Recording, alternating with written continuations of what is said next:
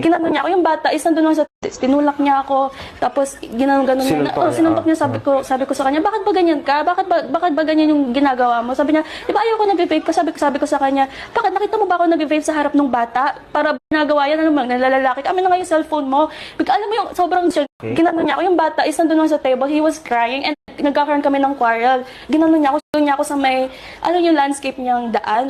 Tinulak niya ako doon, kaya ako nagkaroon ng ano dito, like parang bruises talaga dito, yung inopen up nung hepe no doon. Okay, tapos noon, yung sa vape issue na, ayun, tinadyakan niya ulit. So which is, it makes me like parang naging worse yung parang yung phone ko, tumakbo siya. So sobrang trigger ko, binasag ko talaga lahat ng gamit niya, yung TV niya, lahat, yung vlog ano niya na, black. Ayan, binasag ko, sabi ko wala na akong pake, ganyan ginagawa. In short, meron talagang motibo ba't siya dinakip ng polis?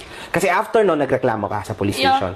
Nababatrip talaga ako. Okay, sige, relax lang ha. Now, meron ka nabanggit na bata. And actually, ito yung main reason talaga kung bakit ka nandito. Tama? Sino yung bata? Sige nga, sabi mo, nobody. Tinulak niya